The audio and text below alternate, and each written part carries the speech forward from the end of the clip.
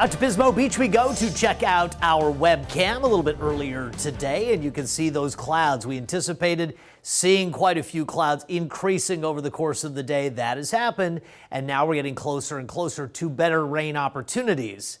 That being said, I still don't think this is going to produce a lot of rain. We'll dig into that coming up. 61 Santa Barbara, 63 in Vandenberg and Santa Maria right now, in San Luis Obispo 65, and for us in Paso Robles we have 66 degrees. Winds currently are actually fairly weak, 5 to 15 miles per hour. And as I was talking about in First Weather, this is a really good indication about the strength of the storm. If it was a strong area of low pressure, you'd have winds rushing through the central coast. But right now, they're pretty meager.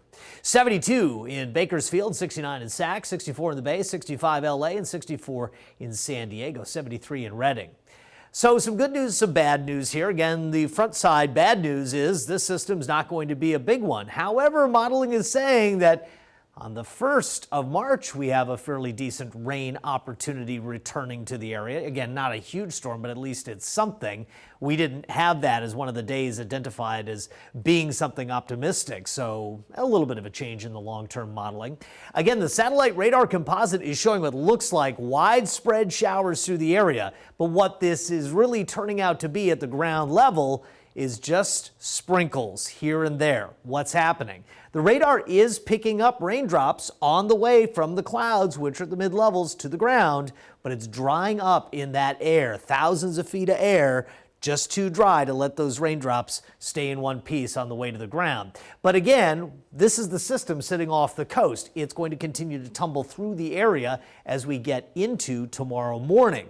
Now, it's not locally hooking up with this big moisture stream to the south, but in Southern California, it may. So the combination of these two things could produce thunderstorms, LA County and south, and also over marine areas.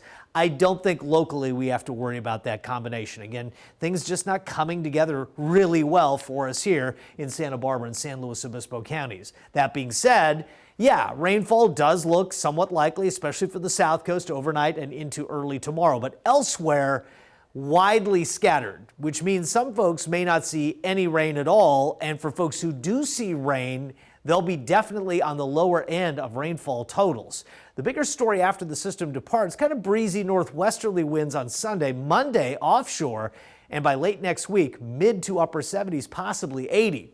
I've been saying all week long that it's going to take a lot of work to get to 1/10 of an inch of rain, quarter on the high side, and that looks to be exactly what models are picking up on right now. Here's the forecast. Again, overnight lows will be a little higher because of all the high clouds in the area. You're looking at a lot of lows, close to 50 degrees for lows, and even the interior valleys in the 40s. But all the clouds tomorrow and some showers and increasing northwest winds late in the day will hold daytime highs down into the low to mid 60s, with some places, the deeper interior valleys, working hard to get to 60 degrees. So as we get into Sunday, temperatures start coming back up, and then by Tuesday and Wednesday of next week, mid to upper 70s, low 80s, not out of the question.